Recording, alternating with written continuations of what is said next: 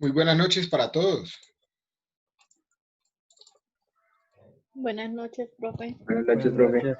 Buenas noches. ¿Cómo están? Buenas noches. Bien, profe.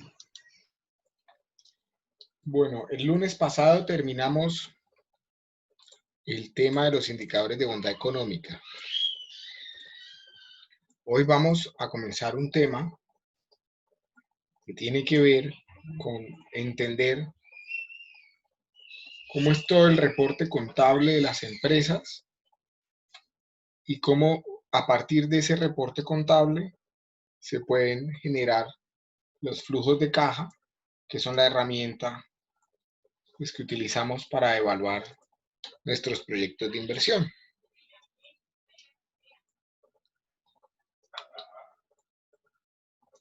Voy a compartir pantalla.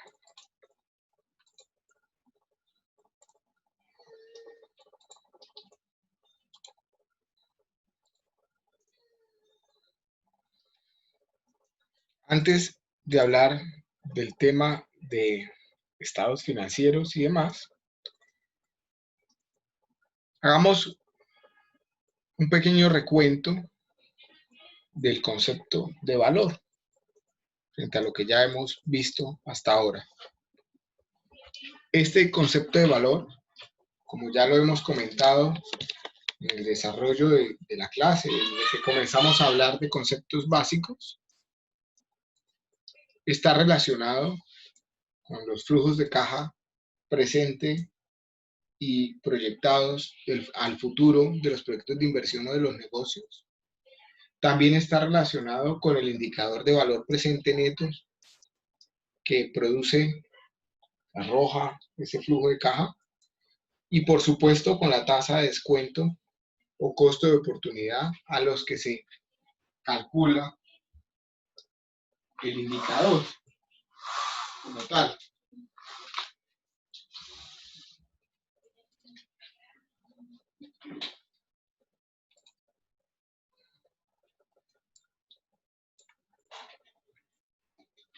Los flujos de caja, como ya lo hicimos para el indicador de valor presente neto, pues se descuentan al costo de oportunidad, que no es más que la tasa de descuento apropiada para esto, ya que permite incorporar dos elementos claves en la valoración. Primero, el valor del dinero en el tiempo, ¿cierto? Que ya lo hemos comentado varias veces y que es de los aspectos pues, más importantes de la asignatura, entender que el dinero tiene valor en el tiempo. Y lo segundo, el riesgo, o mejor dicho, la aversión al riesgo, ya que todo inversionista racional, pues obviamente quiere minimizar el factor riesgo. Si recordamos el concepto del dinero, del valor del dinero en el tiempo, pues es entender que un peso hoy es mejor tener un peso hoy que tener un peso mañana, ya que por efectos de la inflación, ese peso, a medida que va pasando el tiempo, pues va perdiendo capacidad de consumo, pero también porque si tengo un peso hoy, pues lo puedo invertir y generar más dinero, ¿cierto? El concepto de aversión al riesgo, pues es entender que para un inversionista, un peso mañana es mejor si es cierto, si es seguro, ¿cierto? Luego mi coste de oportunidad, por lo general, lo calculo con las tasas de descuento de instrumentos de inversión seguros. Como ya hemos comentado, los bonos gubernamentales, los CDTs, que son, entre comillas, instrumentos seguros. Lo cual no quiere decir que no tengan riesgos. De todos modos, existen riesgos asociados a esos instrumentos, pero la probabilidad de que se materialice ese riesgo, pues es mucho menor.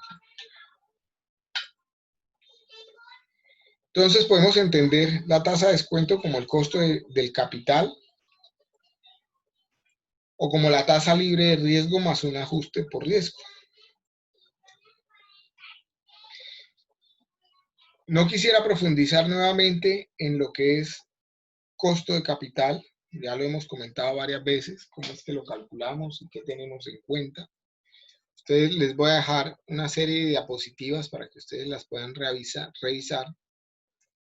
si quieren profundizar un poco más sobre el tema en la plataforma, pero sí quería traer en este momento lo siguiente, al menos en el marco del modelo de una empresa privada libre que opera en el mercado de capitales abiertos, pues el objetivo de una firma es maximizar su valor, maximizando el valor de la acción que tiene en el mercado.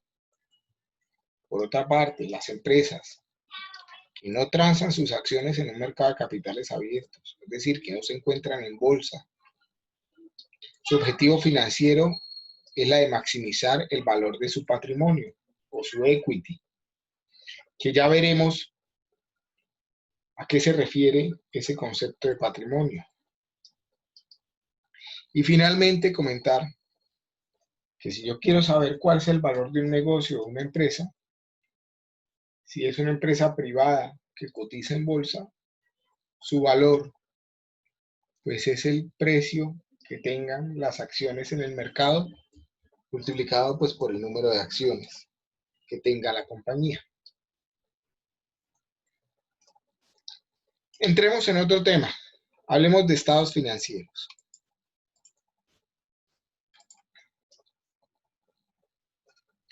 Los estados financieros, démosle acceso aquí a su compañero.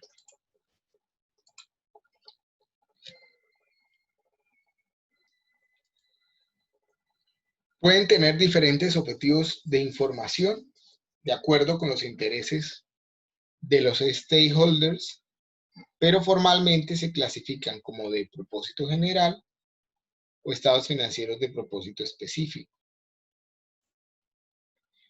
Los stakeholders o interesados que pueda tener un proyecto de inversión o un negocio, ¿por qué podrían, valga la redundancia, interesarse en conocer la información que allí se reporta? ¿Qué stakeholders tiene un proyecto de inversión? ¿Quién me ayuda? ¿Qué creen?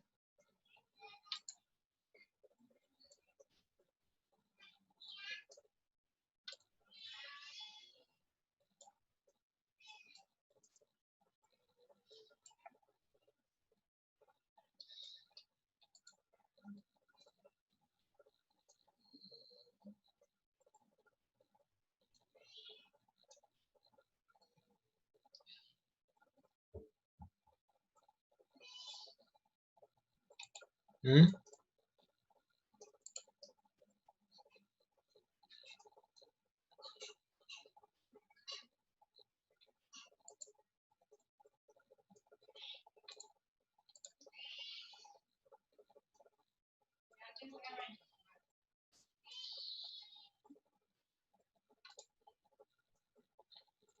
¿Qué posibles interesados tiene un proyecto de inversión?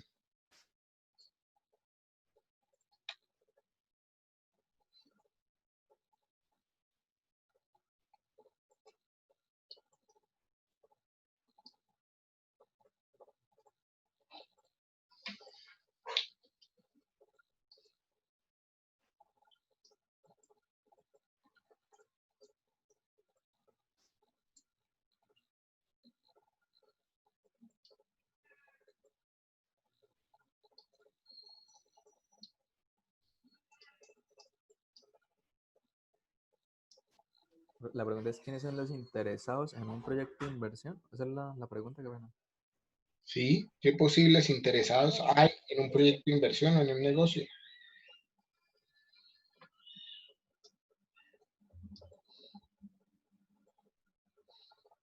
¿Cómo? ¿Qué posibles interesados tiene un proyecto de inversión. Profe, ¿y no dependería del tipo de proyecto de inversión? Pues yo estaba pensando en dos, uno que quiera trabajar con la empresa y uno que simplemente quiera dar el dinero para que surja la empresa. Eso es lo que entiendo con la pregunta. Sí, esos dos son interesados. Están los trabajadores propiamente del negocio, son los interesados. Los que aportan dinero, o los inversionistas o los socios, también son interesados. ¿Quién más? ¿Qué otros actores pueden considerarse interesados de un proyecto de inversión? Los que Cliente. quieren, Negocio. ¿Cómo? Los Daniela. clientes. lo- Los clientes, de acuerdo. Daniela, ibas a comentar algo. pues los que quieran hacer como trabajar con sus intereses, por así decirlo, invertirlos. Angie dice los proveedores, de acuerdo, también son interesados. Los que quieran trabajar con sus intereses, no entendí. O sea, los que invierten en acciones para ganar algo, algo así. ¿Cómo, profe? Los que invierten en acciones de la compañía para, Ajá, en sí, última, serían socios, ¿cierto? Son sí. inversionistas o socios. ¿Quién más?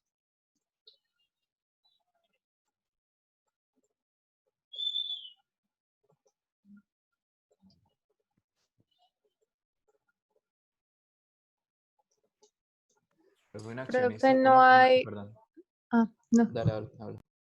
Profe, no hay por lo menos algunos proyectos gubernamentales que ofrecen como menos impuestos o eso a ciertas empresas o que se creen empresas en ciertos lugares. ¿Eso no sería como un interesado? ¿Los impuestos?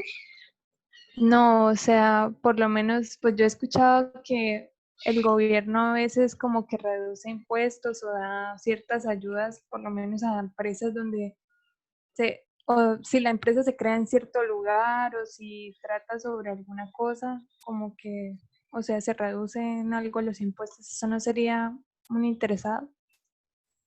El gobierno es un interesado de las empresas. La comunidad. La comunidad, por supuesto, también es un interesado. Los clientes ya lo comentaron. Los bancos donde se realicen un préstamo, de acuerdo, Andy, también es un interesado. El patrocinador.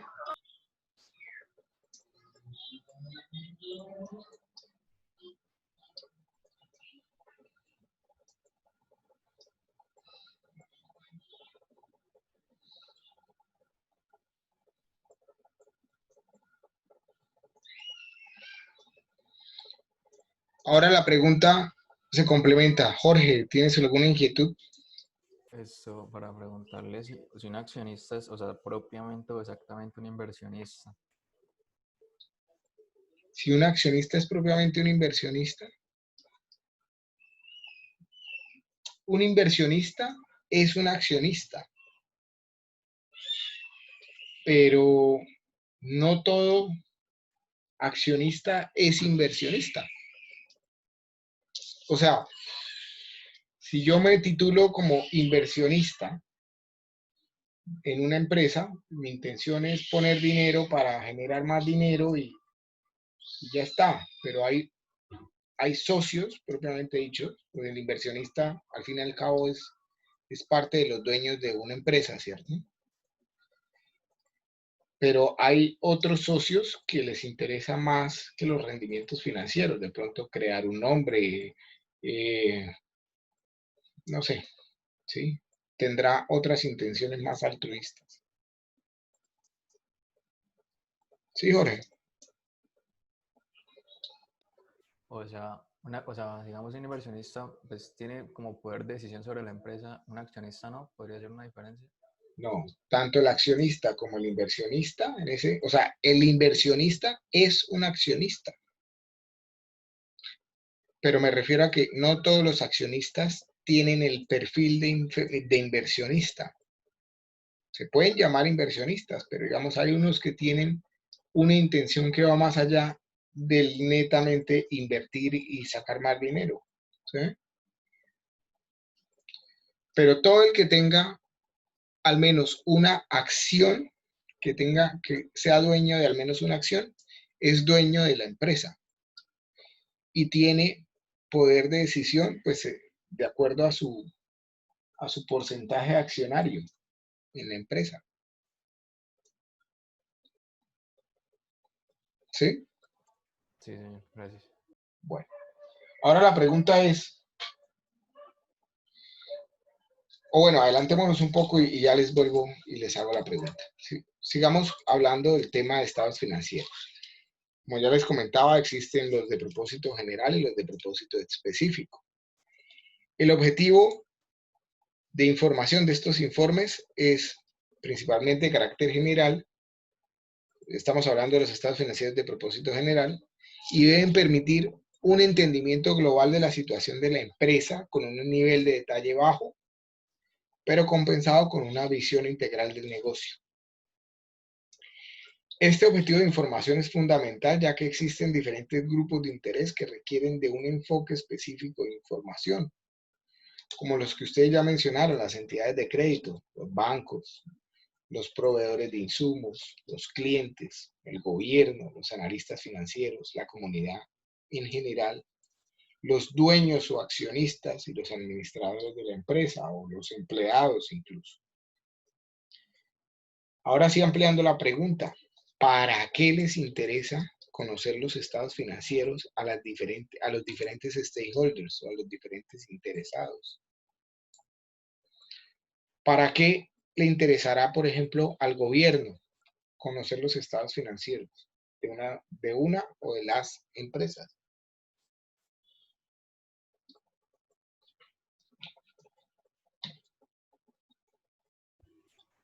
Para conocer qué estén al día, digamos, con el pago de impuestos, por ejemplo. De acuerdo, no solo para saber si están al día, es para saber cuánto tienen que pagar de impuestos. Porque los impuestos de las empresas van en función de su resultado operacional, de cuánto producen, ¿no? De cuánto ganan. En función a eso se cobran los impuestos. No todas las empresas pagan los mismos impuestos. Entre más grande y entre mejor los resultados de una empresa, pues se paga más impuestos que otras, ¿cierto? Para los dueños y para los empleados, ¿cuál es el objetivo de los estados financieros?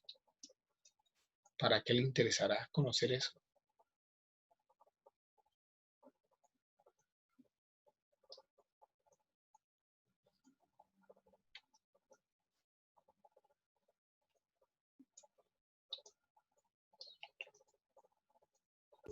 Pues, en términos castizos, como para saber si van por buen camino, por se me ocurre. Pues, Sí. económicamente hablando. De acuerdo, para saber si las estrategias y planes y las decisiones operacionales que se han tomado en la empresa, pues tienen resultados económicos favorables, ¿cierto? O si por lo contrario toca cambiar el de rumbo, tomar unas decisiones completamente diferentes, corregir algunos aspectos con el objetivo de pues, tener mayor ganancia, mayor liquididad. Ya los empleados, propiamente dicho, pues también les podría interesar saber qué tan solvente es la empresa para la que trabajan, si se encuentra o no en dificultades financieras, ¿cierto? Porque si la empresa donde yo trabajo tiene dificultades financieras, pues en algún momento me va a tocar a mí, de una u otra manera, ¿cierto?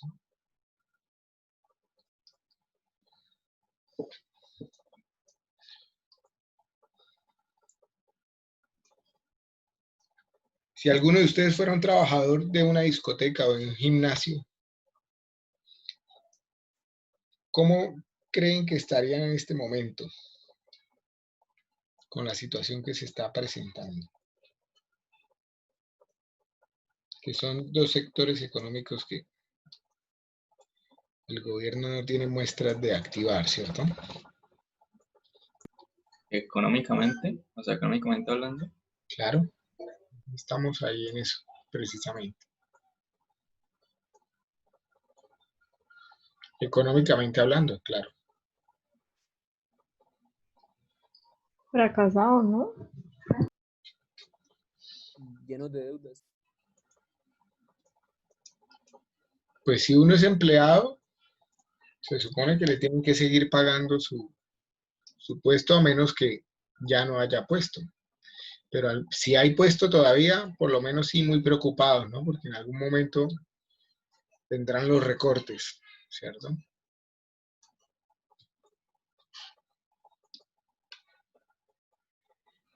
A los clientes, ¿para qué les importará esto? De nada. ¿Cómo? Pues de pronto les afectará porque no pueden ir al mismo sitio, pero pues así que les afecte económicamente, ¿no? Perdón, entendí. Puede que sí, si pagan la mensualidad anual. O que no la estén pagando y se ahorren ese dinero. No, esperen, están entendiendo mal. Rebobinemos un poco. A los clientes de cualquier tipo de negocio, ¿para qué les interesará conocer los estados financieros de una empresa?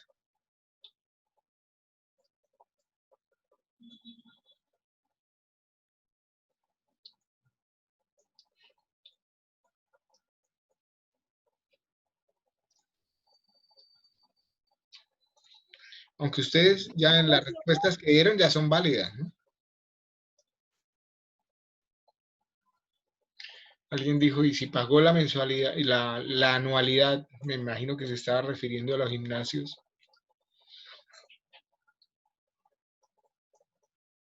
Pero obviamente podría referirse a cualquier tipo de negocio que tenga ese tipo de modelos de negocios, de anualidades, de pagos, ¿cierto?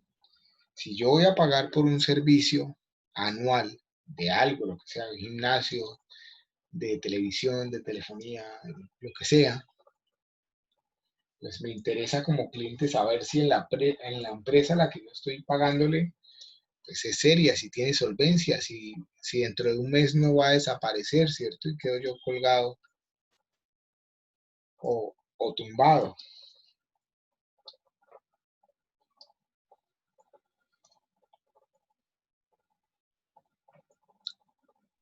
O si, por ejemplo, es una empresa que hace algún producto específico y resulta que ese producto es clave para el desarrollo de mi empresa, pues yo como cliente necesito saber que ese proveedor, yo soy su cliente, pero él es mi proveedor, pues es sólido, ¿cierto?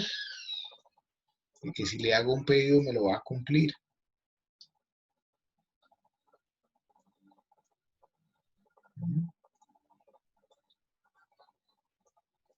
¿Para qué le interesará a las entidades de crédito o a los proveedores conocer los estados financieros?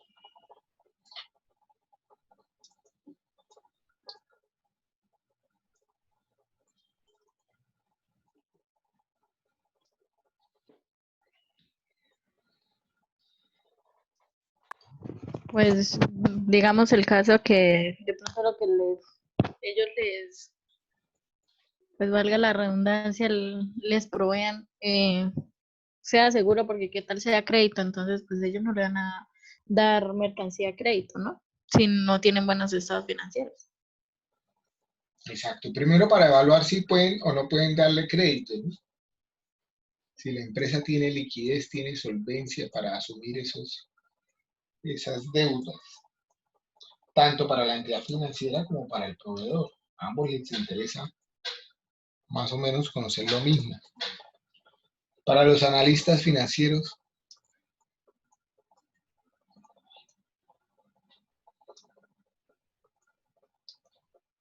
¿Un analista financiero, o sea, pertenece a la empresa o es un agente externo? es un agente externo, es un especulador.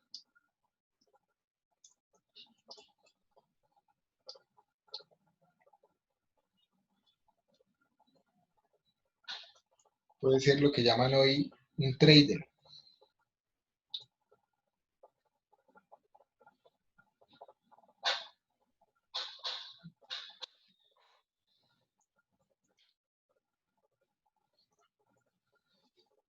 Me imagino que para saber si es seguro invertir en esa empresa, ¿no?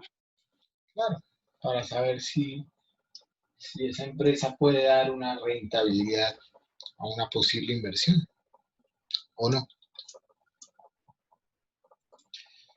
Entonces, si seguimos hablando de los estados financieros de propósito general, el sistema de información gerencial considera los siguientes informes como de propósito general. El primero, el balance general, el estado de resultados o el estado de pérdidas y ganancias, que es igual, el estado de flujo de efectivo, y todos estos tres van acompañados de las respectivas notas. Estos tres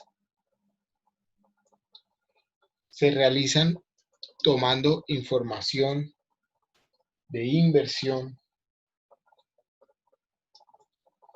y de operación de la empresa, propiamente dicha. Y estos dos, si están viendo el cursor que hay abajo, se llaman estados de cambio de situación patrimonial y estados de cambio en la situación financiera, pues ya se generan haciendo un análisis de la información consignada en los tres primeros estados. Es decir, los tres primeros estados financieros corresponden a los de mayor uso y son el resultado del registro de la información directamente, y los dos finales son estados financieros que buscan analizar la información que es presentada en los primeros. Hay algunas características de los estados financieros de propósito general. Dado el carácter público, estos estados financieros deben cumplir con unas características que se escriben acá. Deben presentarse cada año fiscal. O sea, todos los años las empresas deben hacer estos tres estados financieros: balance, pérdidas y ganancias y flujo de caja. Presentarlos al Estado, ¿cierto? Para su revisión de manera pública. Deben presentar la información comparativa del periodo inmediatamente anterior. Es decir, que yo coloco cómo está mi empresa hoy, que hago el análisis, pero también cómo estaba hace un año. Obviamente,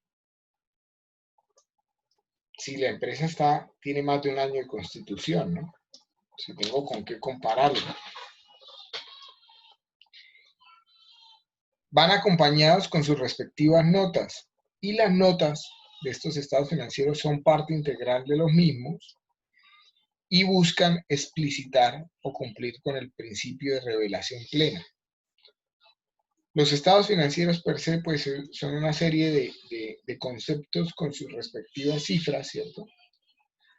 Donde muchas veces no es muy claro saber qué es cada una de esas cifras, y son en las notas donde se explica, o la parte contable de la empresa explica de alguna forma a qué se refiere esa cifra.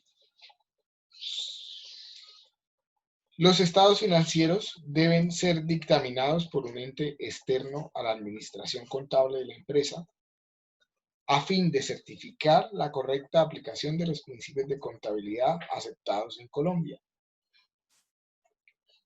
Por lo general no, es una norma, de hecho. La presentación formal de los estados financieros requiere el aval del contador de la empresa, que es la persona que hace el estado financiero, del revisor fiscal o el auditor externo, que es la persona que revisa el estado financiero, y el representante legal de la firma, que normalmente es el gerente del negocio. Porque al ser el gerente, el jefe del contador, pues por supuesto que tiene que revisar los estados financieros antes de publicarlos, ¿no? Y también se vuelve responsable por la información que no sea verídica en esos estados financieros, que no sea veraz, que no sea cierta. Es un delito maquillar los estados financieros de las empresas, ¿cierto? Ya sea porque se quiere reducir impuestos, evadir impuestos, o ya sea porque quiere presentar una imagen que no es, ¿cierto? Por lo tanto, cuando los tres firman, pues se vuelven solidarios en las obligaciones que tienen.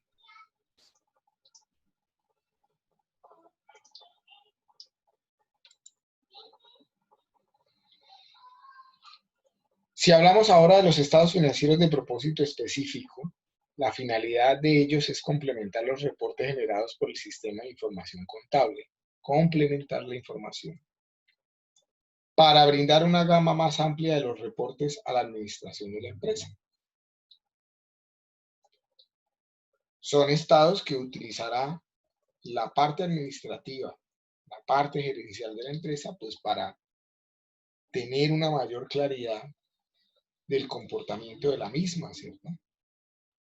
No deben cumplir con un periodo específico de presentación, no son de carácter público, sino buscan exclusivamente eso, conocer qué está pasando con la empresa.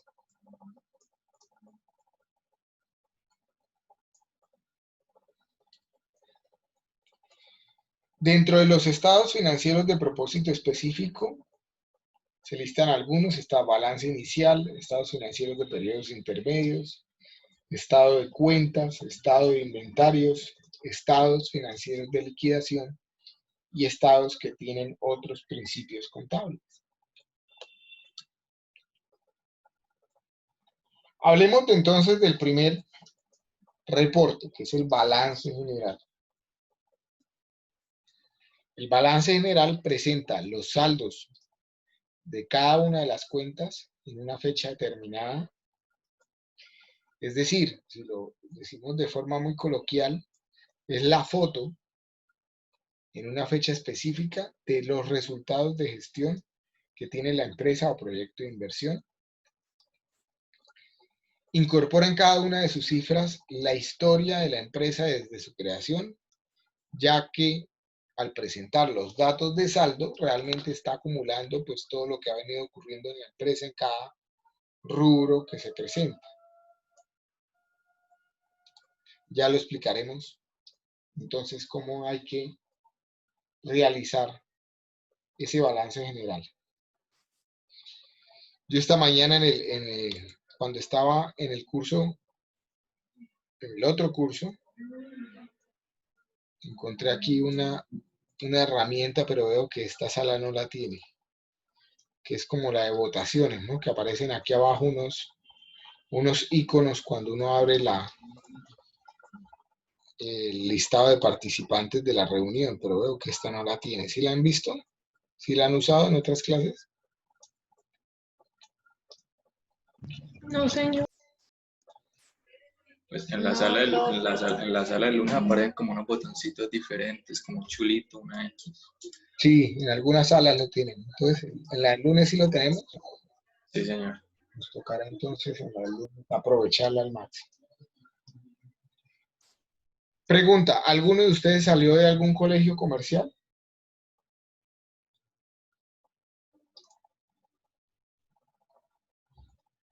Sí, señor. Yo, profe. Profe. Yo. Luego ustedes ya saben lo que es un balance general, un estado de resultados y un estado de flujo de caja. ¿Sí lo vieron? ¿Les tocó alguna vez hacerlos? Sí, profe. Me acuerdo del balance, de otras no. De los demás, ¿no? Bueno. La idea de hoy, pues, la idea de la asignatura no es que salgan ustedes contadores, ni mucho menos, pero sí que sepan interpretar o entender cualquiera de estos tres estados, cómo es el comportamiento y qué está registrado en cada uno de ellos. Básicamente en el balance general, lo que se consigna en ese reporte, en la parte izquierda es los activos, en la parte derecha son los pasivos y el patrimonio. En la parte izquierda del reporte, el de los activos, pues ahí están todo lo que posee la empresa, ¿cierto? Y en la parte derecha, la discriminación entre qué es pasivo y qué es patrimonio, pues me muestra de alguna forma la política de inversión y de endeudamiento que tiene la empresa. Como su nombre lo dice, la parte izquierda de los activos debe ser igual a la sumatoria de la parte derecha, que es donde se presentan los pasivos y el patrimonio. Por eso se llama un balance. Debe ser exactamente igual. Pero entonces vamos a lo primero. ¿Qué es un activo? Dice, incorpora la medición monetaria de bienes y derechos resultantes de las decisiones de inversión del negocio. Su clasificación obedece al principio de liquidez, entendido este como la capacidad de transformarse en efectivo en el tiempo. Evidentemente, todos los activos poseídos por la empresa tienen como fin último la generación de dinero y utilidades para la misma. Pero algunos activos lograrán ese ciclo en un periodo de tiempo menor que otros.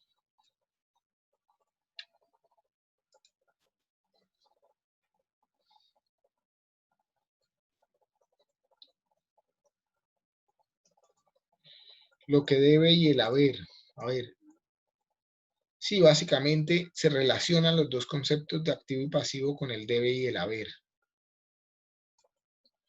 Pero, Gilibet, si me permites, en la próxima clase lo revisamos un poco más al detalle. O bien le preguntamos a Google en este momento y salimos de la duda. Profe, es que yo recuerdo que cuando vi eso, a nosotros nos decían que debe y haber era lo mismo que pasivos y activos. Entonces por eso tenía la duda. No, sí, de hecho es así. A ver, miremoslo acá muy rápidamente. Y salimos de la duda de una vez para todos, ya que existe la duda. Diferencias entre contabilidad, qué es el debe y qué es el haber. Dice, el mayor error que se produce a la hora de hacer contabilidad es indicar un valor en una columna que no le corresponde. Primero vamos a explicar la diferencia entre debe y haber. Dice debe, aquí se sitúan las cantidades deudoras.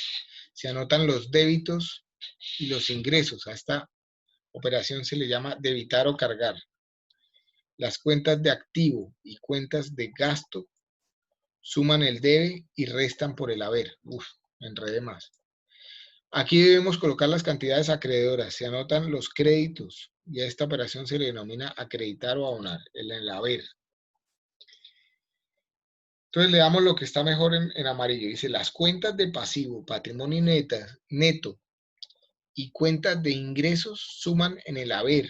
Pasivo, patrimonio neto y cuentas de ingresos. Y restan por el debe. Cuando aumenta el valor de las cuentas de activo, hay que situarlo en el debe. En cambio, cuando disminuya su valor, ha de situarse en el haber. Para el pasivo se hace a la inversa que en el activo. A ver, no, estos son temas de contabilidad, propiamente dicho. Fíjense que están relacionadas con el estado financiero de balance, ¿cierto? Pero ya son análisis posteriores que se hacen entre los activos, pasivos y patrimonios para calcular el debe y calcular el haber. ¿Sí? Están relacionados, pero no son lo mismo. Ah, listo, profe, gracias. ¿Qué es un activo? ¿Qué entienden por activo? De acuerdo a lo que dice la diapositiva.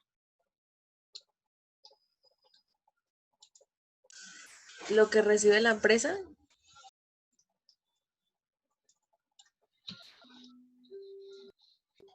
A ver, tratando de colocarlo lo más sencillo posible, es todo lo que posee la empresa que se puede convertir en dinero, incluido el dinero propiamente dicho. Si pensamos en la empresa WIS o la empresa universidad, pues dentro de sus activos están los edificios, ¿cierto?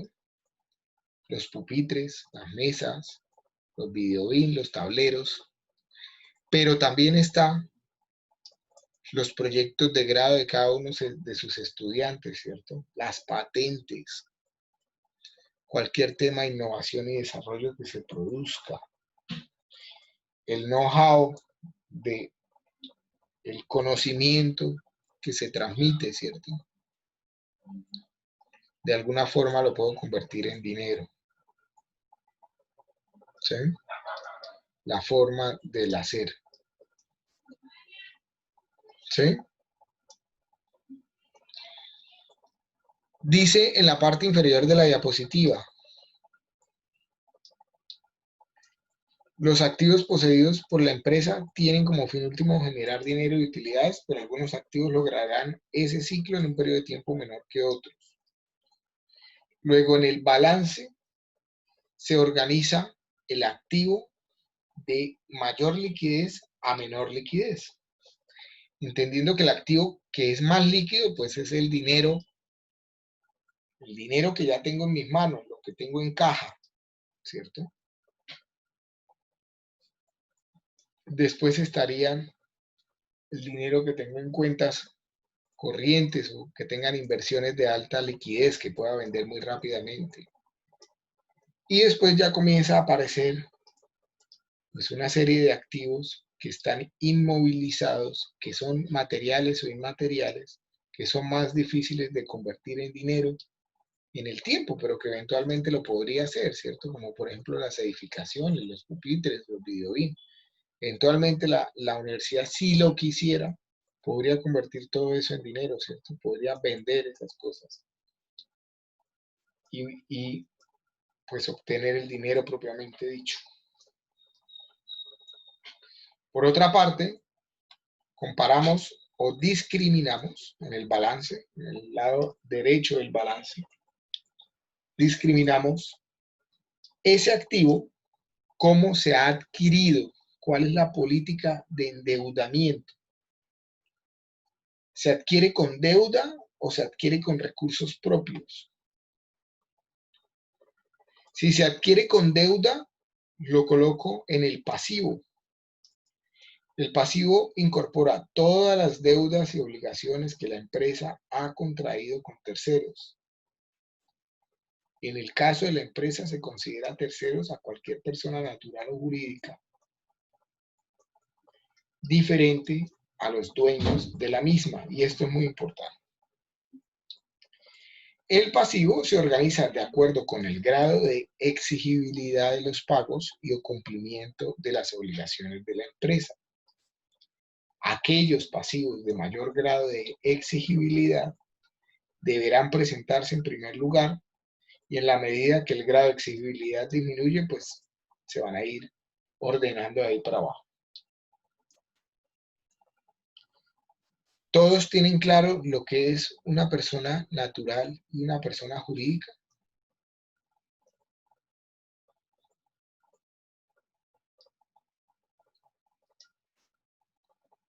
¿Quién me puede decir que es una persona natural?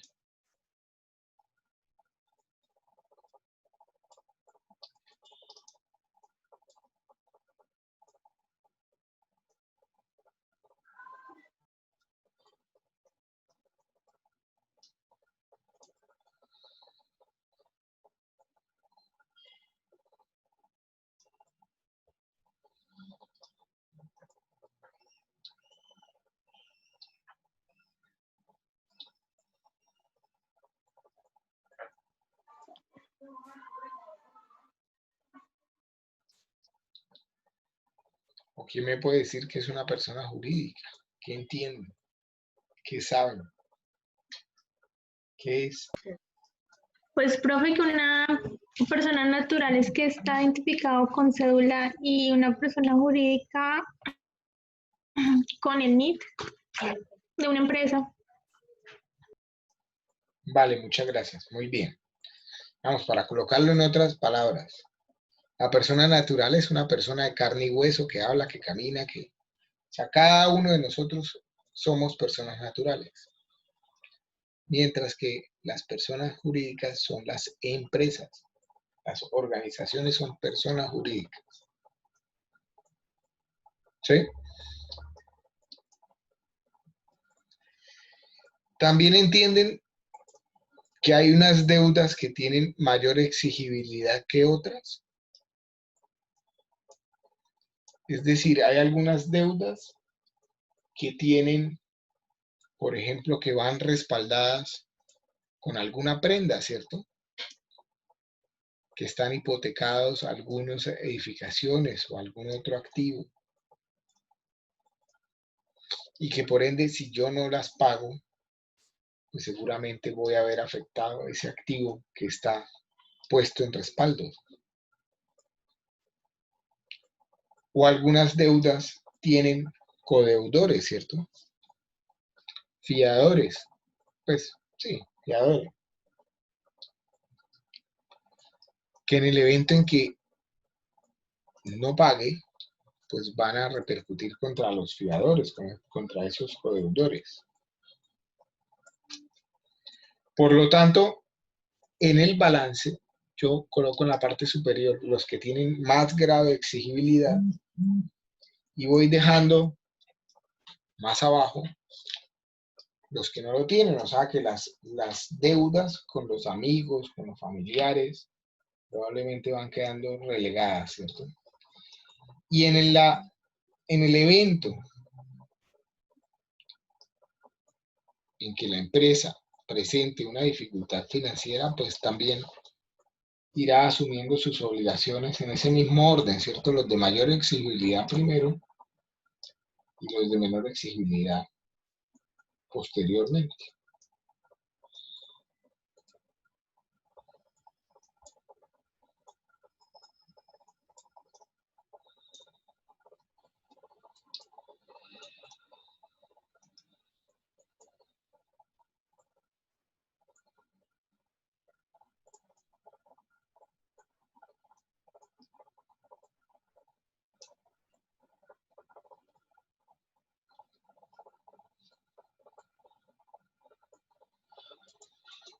Finalmente tenemos los pasivos. Perdón, el patrimonio. Pregunta, ¿tienen alguna duda con el tema del pasivo o con el activo?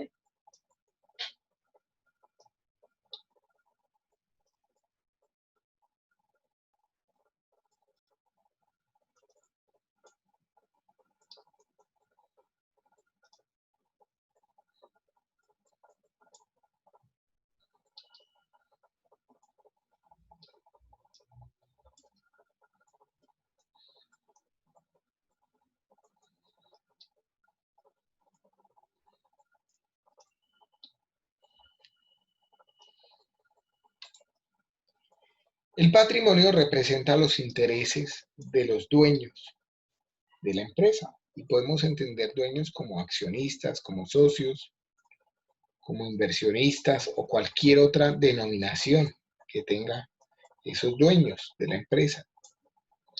Si se fijaron que en la diapositiva anterior dice que en el caso de la empresa se consideran terceros a cualquier persona natural o jurídica diferentes a los dueños de la empresa. Es decir, si yo como socio, como accionista, como dueño de la empresa, le presto un dinero a la empresa, ese préstamo no aparece en el balance como un pasivo, como una deuda, sino aparece como parte del patrimonio.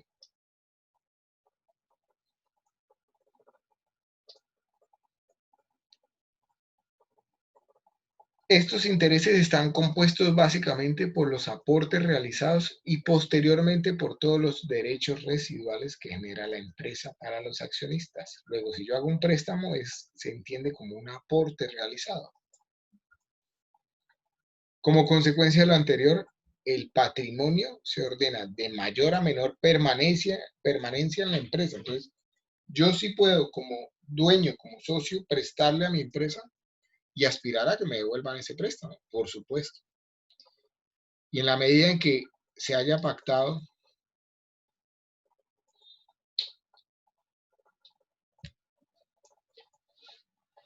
pues ese pago aparecerá registrado en el patrimonio, si es de mayor o menor permanencia. Entonces, básicamente, el balance general tiene esta estructura que ustedes están viendo. Al lado izquierdo, los activos, registro todas las inversiones que ha hecho mi empresa, independientemente si son materiales o inmateriales.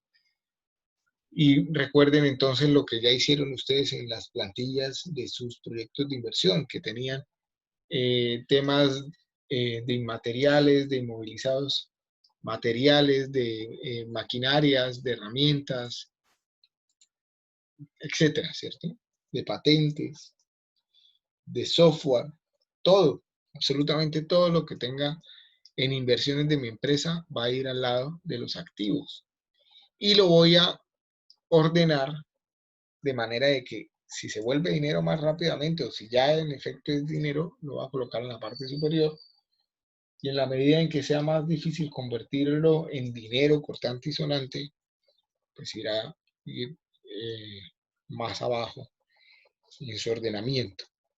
En el lado derecho voy a colocar los pasivos, que ya definimos cómo se deben organizar, y en el lado inferior derecho el patrimonio.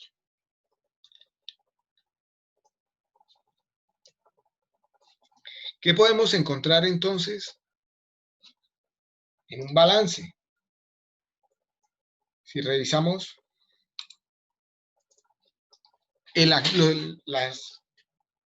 los activos, podemos encontrar activos corrientes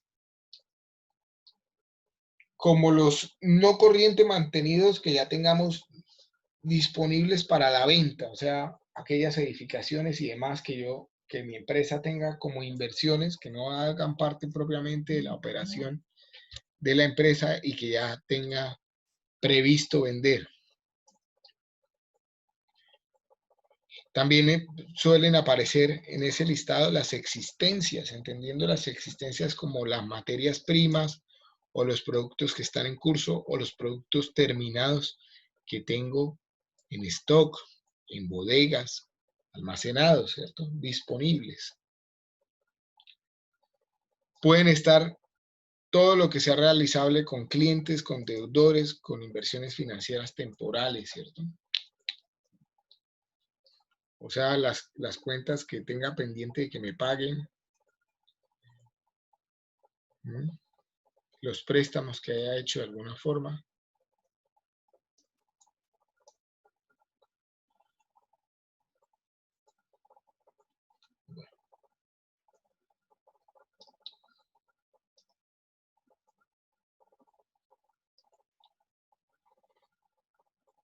Tengo también lo que tengo en tesorería, lo que haya en mis cuentas corrientes bancarias, lo que sean inversiones de alta liquidez.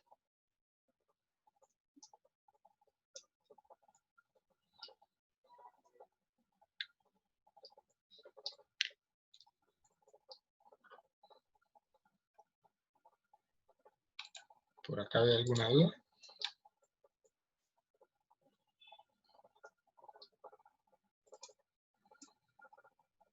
Karen, no te preocupes, igual la clase queda grabada, la puedes revisar en cualquier momento. Sobre los activos no corrientes, que son los que tienen menor liquidez, los que van a estar más tiempo en el ciclo de vida del negocio o el proyecto de inversión. Podemos encontrar los inmovilizados intangibles, como son las marcas, las patentes, la investigación y desarrollo. Los inmovilizados materiales, como pueden ser los terrenos, las edificaciones, las maquinarias. Todo lo que sean inversiones inmobiliarias, que son los inmuebles que adquiera la empresa o negocio como no necesarios para la actividad típica de la empresa, y las inversiones financieras a largo plazo. En los pasivos, también puedo discriminar entre pasivos no corrientes y pasivos corrientes. Entre los pasivos no corrientes, pues tengo las deudas o provisiones a largo plazo, las deudas, y en el pasivo corriente, las provisiones a corto plazo, las deudas a corto plazo, y los acreedores comerciales o cuentas por pagar. Y finalmente, en el patrimonio, pues voy a encontrar el capital que aportó cada uno de los socios, la prima de emisión, las reservas y los resultados operacionales de los ejercicios anteriores de la empresa y del ejercicio en curso. Que ya veremos qué es eso en el siguiente estado financiero, que es el de pérdidas y ganancias.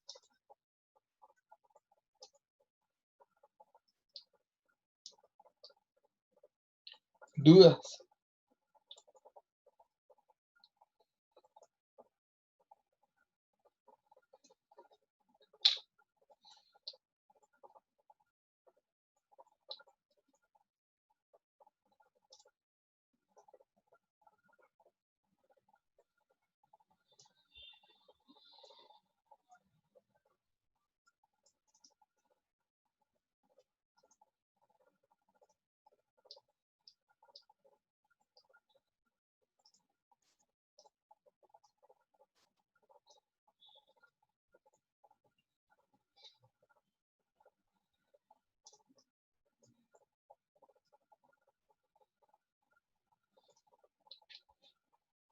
Regálenme un minuto. Estoy aquí contestando un mensaje que me entró urgente, pero por favor vayan revisando lo que acabamos de comentar, si tienen alguna duda.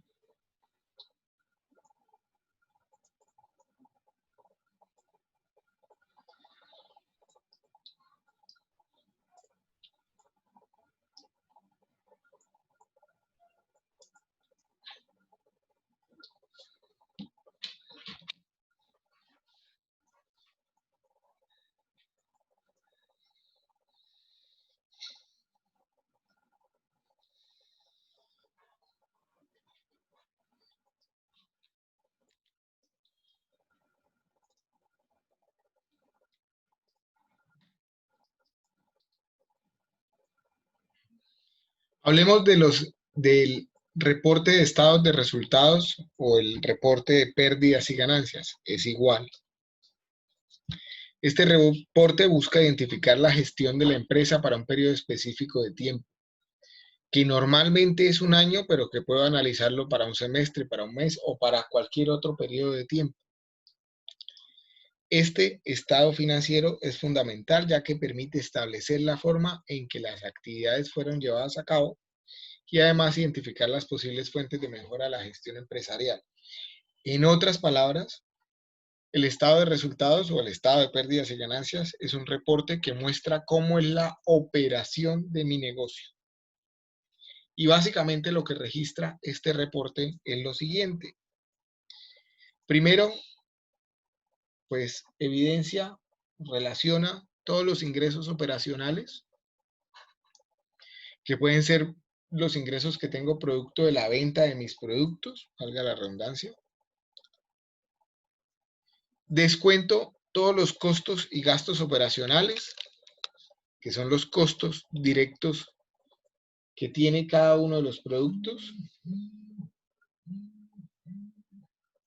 Perdónenme un minuto, me está entrando una llamada. Ya vuelvo con ustedes.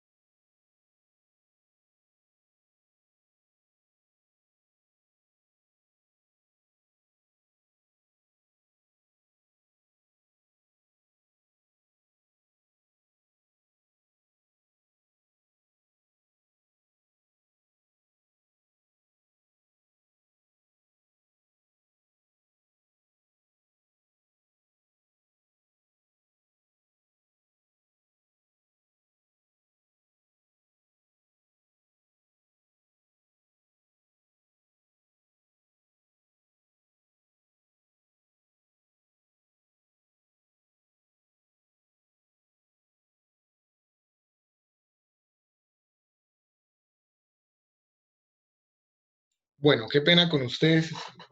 Una llamada de trabajo que me tocaba ahí con urgencia responder.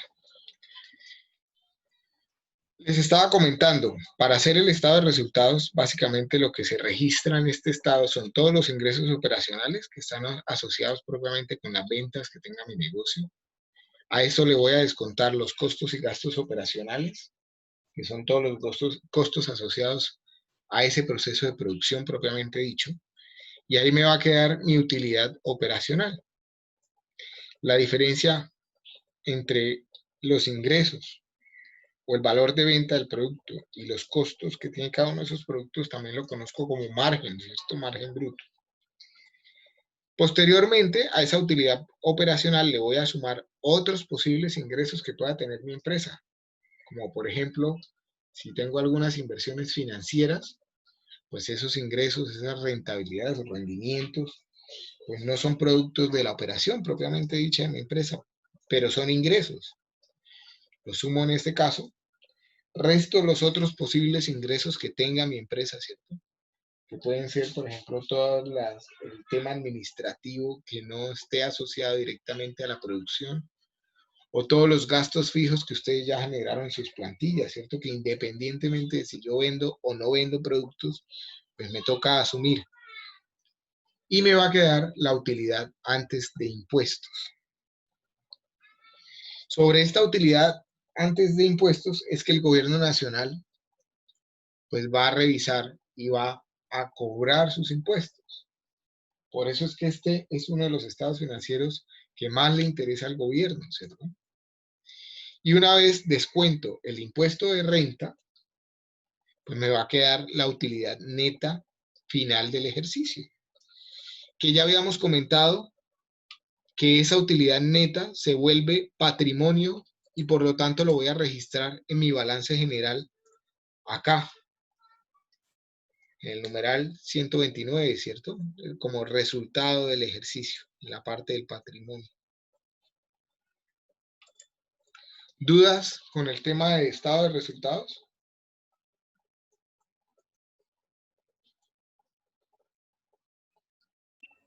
Profe, qué pena una preguntita, pero es más como respecto a la hoja de balance. Es en la parte de activos, o sea, se ubica de arriba hacia abajo de menor a mayor liquidez. El balance, el activo, sí, el activo se ubica de mayor liquidez a menor liquidez. Se organiza de mayor liquidez a menor liquidez. Ok, pues. Finalmente, el último estado se llama flujo de caja y busca presentar en forma esquemática los movimientos financieros que afectaron el disponible de la empresa. O sea, busca realmente saber cuánto dinero tengo en cada momento específico, en el momento de la foto, pues, en el momento donde estoy analizando la información. En la actualidad, muchas de las decisiones empresariales se basan en la generación de efectivo por parte de las empresas o proyectos de inversión. Y en este sentido, este estado financiero pues cobra mucha importancia. Fíjense que es con el flujo de caja que yo voy a evaluar la viabilidad del proyecto. No es con el de estados de resultados, porque el estado de resultados, si bien me va a dar un resultado, no sé con exactitud qué me ha tocado hacer financieramente hablando para llegar a ese resultado, si me he tenido que endeudar, si no me he tenido que endeudar, si tengo que prestar plata, si no.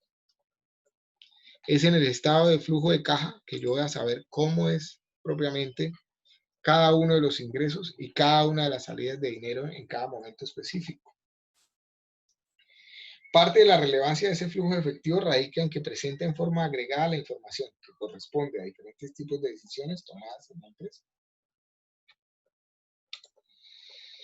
En general, la estructura de balance permite identificar en forma adecuada las decisiones de inversión a través de los activos y las decisiones de financiación que tuvo la empresa en la estructura de pasivos y patrimonio, que ya lo habíamos comentado.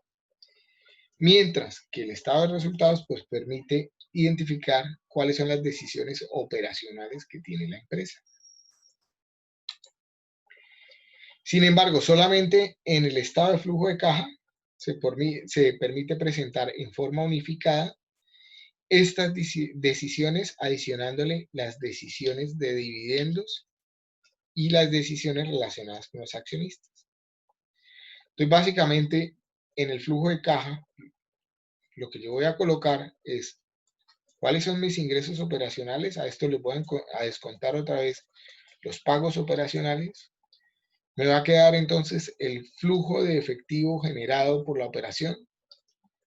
Y a esto tengo que sumar y descontar las actividades de inversión, las actividades de financiación, o sea, si adquiero deuda o no, las actividades con los socios, es decir, si entrego dividendos o no a mis socios, y las actividades con el Estado, que es propiamente si tengo que pagar impuestos, cuántos impuestos y demás, y me va a quedar mi caja generada para ese periodo específico. Si yo voy además acumulando cuál es la caja que se generó en el saldo inicial que tenía, pues voy a encontrar el dinero que tengo al final disponible en la empresa. Y esta caja final, que es el mismo dinero disponible que tengo la empresa, que tiene la empresa en el momento específico de análisis, pues se va a ver reflejado en el balance general, en el disponible, es decir, en la parte de los activos, en la zona más líquida, ¿cierto? En la parte superior del balance, donde suele registrarse como disponible o como caja. ¿De acuerdo? La cuenta de efectivo corresponde al estado financiero de flujo de efectivo. La información correspondiente al efectivo incorpora una de las informaciones fundamentales de la empresa, que es saber cuál es el monto del efectivo disponible y especialmente cómo están siendo utilizados los recursos monetarios de la empresa.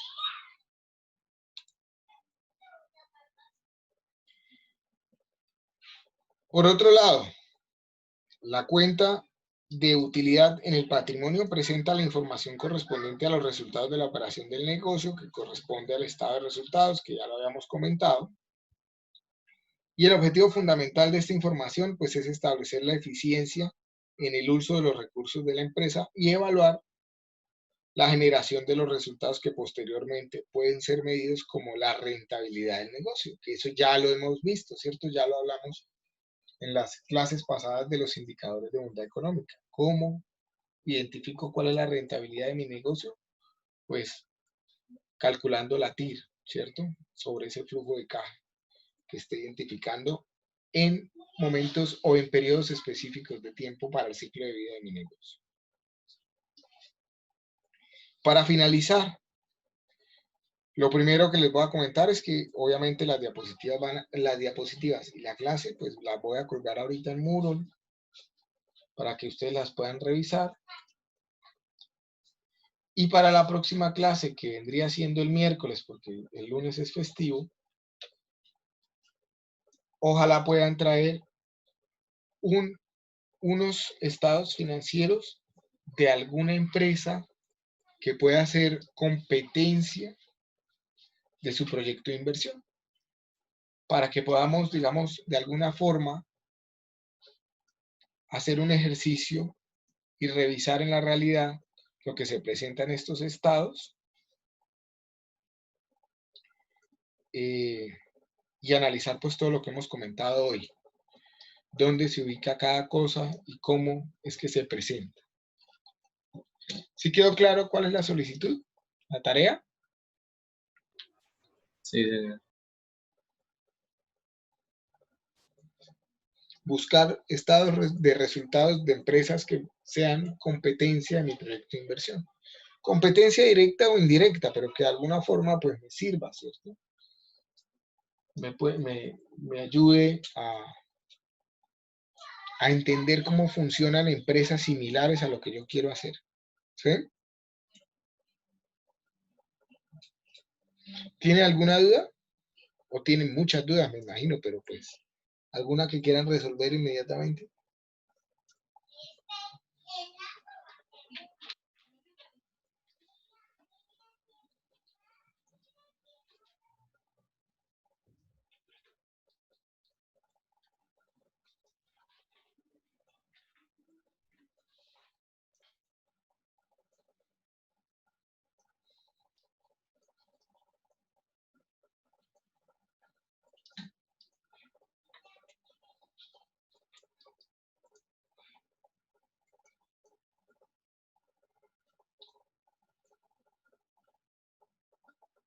¿No? Si no hay dudas, pues muchas gracias por la atención. Nos vemos el próximo miércoles. Listo, profe. Listo, profe. Buena noche para todos. Listo, profe, gracias. Gracias, profe. Buenas noches, profe, muchas gracias. Gracias, profe, hasta luego. Hasta luego.